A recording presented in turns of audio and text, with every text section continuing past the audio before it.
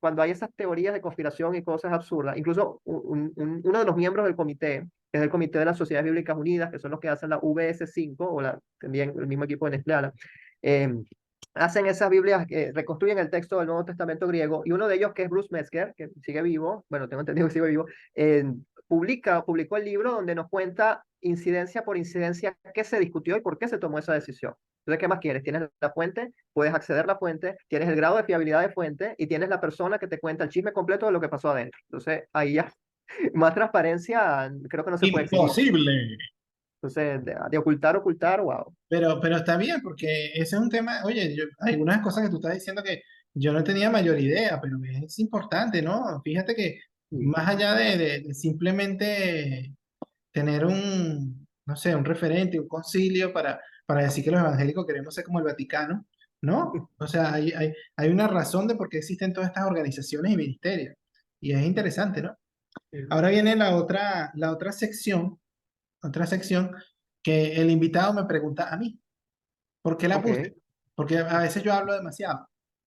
Entonces vamos a aprovechar de que hablo demasiado, entonces que la gente me pregunte lo que quiera, que las personas me No, pregunten lo que quieran, por lo menos porque, por ejemplo, porque se me ocurrió este tema o algo por el estilo, no sé, lo que tú exacto. quieras. Tienes derecho a preguntarme lo que tú quieres. No, excelente. Bueno, ya que entramos en materia, ¿qué piensas de los idiomas bíblicos de su utilidad? ¿Te parece que es ¿Qué? algo inútil? De los idiomas bíblicos y de su utilidad. ¿Vale la pena estudiarlo según lo que tengas conocimiento? Para ti, con tu perspectiva. Sí, sí vale la pena estudiarlo. Yo pienso que, es más, yo pienso que debería ser algo obligatorio en la medida de lo posible.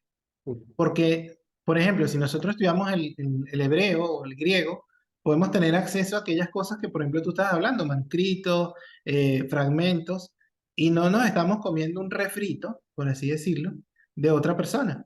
así es. Porque hay palabras y también hay este significado detrás de esas palabras Ujú. que cuando uno lo entiende, te cambia la perspectiva del verso, del capítulo, del relato. Entonces yo pienso que eso es algo muy importante. Lo que pasa es que tenemos una iglesia, tristemente, en muchos lados. Yo sé que muchas de las personas que nos están viendo, sé que no son así, o eso espero, que también no caigan dentro de esa idea de que a veces nos cuesta leer la Biblia. Entonces, si nos cuesta leer la Biblia o tener un tiempo devocional, entre otras cosas, imagínate estudiar hebreo, estudiar griego. Ujú. Entonces, yo pienso que ahí hay como que un trabajo que hacer para que las personas entiendan la importancia de esos idiomas bíblicos y de las verdades que están detrás de las palabras, de los significados, ¿no? Porque el Ujú. español, una palabra puede simbolizar miles de cosas, pero Bien, tengo entendido que para el hebreo hay palabras que son muy específicas. sí. Entonces, por ejemplo, nosotros, no sé si es verdad o no, pero por ahí escuché una vez el cuento del gallo, de cuando cantó el gallo que todo el mundo dice, bueno, pero ¿cómo canta un gallo? Que el famoso gallo, que lo ponen en las siete potencias, la cosa, que el gallo, para ponerles el contexto, el gallo, cuando Jesús le dice a Pedro que antes de que cante el gallo, me negarás tres veces. Bueno, tengo entendido yo, escuché alguna vez, no he leído, tampoco he investigado mucho sobre el tema, pero lo pongo como un ejemplo, de que en realidad no era un gallo, sino una trompeta Ujú. que se llama Gallium o algo por el estilo, pero que la palabra en griego parece que simbolizaba lo mismo o algo por el estilo. Entonces, ¿qué pasa? Si nosotros como cristianos estudiáramos esos idiomas, este tipo de chismes, cuentos, etcétera, no existirían, porque todos estaríamos claros en qué es lo que dice la Biblia. ¿Ves? Y otras religiones lo Pero, hacen, ¿por qué nosotros no? O sea, todo ¿cómo? musulmán, que otras religiones lo hacen, ¿por qué nosotros no? Todo musulmán recién convertido sale a estudiar árabe, ¿por qué nosotros Imagínate. no comenzamos a profundizar en nuestras raíces, ¿no? Nos ahorraríamos muchos engaños. Y también muchos pasajes, como tú dices, cambian. No sé si cabe la oportunidad de decirte algunos casos Sí, que sí, hablan sí, de claro. idiomas. Hiciste recordar, por ejemplo, el tema de la Gran Comisión, algo básico. La Gran Comisión, que una de las primeras cosas que se nos enseñan y todo el mundo se le graba en la cabeza, por tanto, ir y hacer a todas las naciones y hacer discípulos, bautizándolos en nombre del Padre, del Hijo y del Espíritu Santo. Y una vez entré a un taller, me invitaron a un taller que era de misioneros, justamente, y ellos comienzan diciendo, este texto tiene tres imperativos y tres órdenes. Ir, hacer discípulos y bautizar. Y basaron todo en eso. Y yo por dentro decía, todo lo que están hablando no tiene base porque cuando uno ve el texto en griego solamente hay un verbo principal ahí que es hacer discípulos. En español lo ponen como verbo ir, pero el verbo principal es hacer discípulo. Y el verbo principal es como el centro del sistema solar, si queremos, y todas las demás palabras orbitan alrededor. Entonces, una mejor traducción sería, por lo tanto, hagan discípulos yendo a todas las naciones, bautizándolos en nombre del Padre, del Hijo y del Espíritu Santo. O sea, que yendo y bautizando es cómo lo vas a hacer, es el Ya, cómo. Le ponemos técnico al complemento circunstancial del modo. O sea, tú me basas todo un taller de 10 semanas en ir y que lo importante es ir y hay que ir.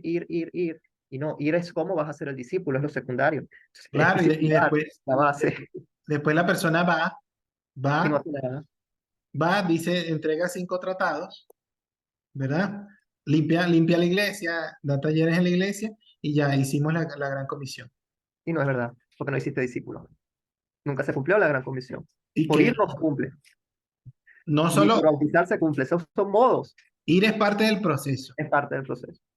Entonces, en Pero eso, la clave no es el número, no es ir, no es salir, ni es exacto. bautizar. La clave es Ok, hacer discípulo. Y eso tú lo ves en bueno, griego. muy bien. Otra pregunta, tenemos tiempo para otra pregunta si quieres, ¿no? Una que sea fácil, por favor. Sí, ¿por qué este tema? ¿Por qué sientes que tenemos necesidad de este tema? De tantas Bueno, cosas que podemos hablar. primeramente porque siempre pienso que a veces este tipo de temas no se tocan donde deberían tocarse. Por ejemplo, sería genial que este tema se hiciera un foro, en una reunión de jóvenes, este, que tuviéramos videos de YouTube como este, donde se hable de este tema.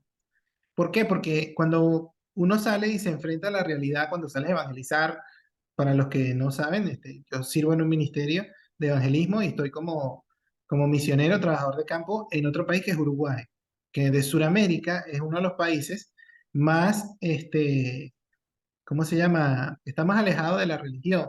Eso tiene un nombre, esta parte hay que evitarla, por supuesto, laico, porque Uruguay es un país muy laico, entonces la religión está totalmente sacada de la sociedad prácticamente, ¿no?